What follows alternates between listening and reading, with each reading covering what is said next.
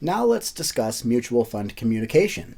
Our learning objectives with this module include reviewing a mutual fund prospectus, taking a look at what composes the expense ratio of a fund, and finalizing our conversation talking about semi-annual reports.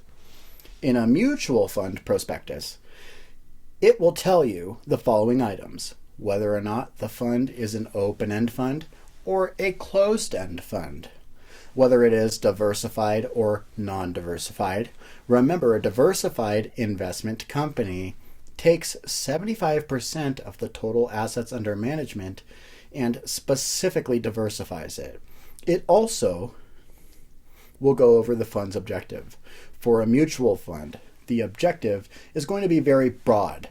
For example, growth investing, aggressive growth investing, but in a little bit more detail and finer print. The frequency and how to compute the net asset value, or NAV, and the public offering price, or the POP.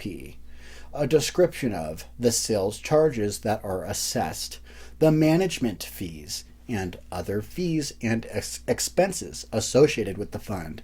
Additionally, in the prospectus, there will be a detailed explanation of fund features, such as breakpoints, rights of accumulation, letters of intent, our systematic withdrawal plans, and how to handle exchanges within the same mutual fund family or complex. In a prospectus, we do have to disclose fees and expenses over the past 1, 3, 5, and 10 years. The maximum sales charge, maintenance fees, and redemption fees must also be disclosed in the fund's prospectus. The management fees, 12b-1 fees, and other operating expenses are also disclosed. This whole fees and expenses over the past 1, 3, 5, and 10 years, we're going to base all of this off of a $10,000 investment. Let's switch gears and take a look at a fund's expense ratio. So in order to find the expense ratio, we take the annual operating expenses and divide that by the net assets. Most mutual funds like to keep their expenses around 1% of the assets under management.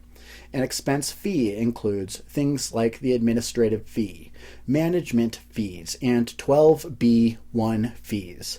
So what is not included in the expense ratio?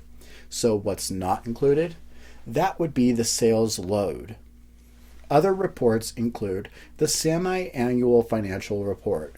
This will go over the income and expense ratio, assets and liabilities, investments in the portfolio, and the changes in net assets. Customers are going to receive their report semi-annually, while the SEC only receives the report on an annual basis. Annual reports need to be audited, while semi-annual reports are not audited. The final report that we want to take a look at is called the Statement of Additional Information, or the SAI. I always call this everything that I never wanted to know about my mutual fund, because it's even more detailed than the fund's prospectus.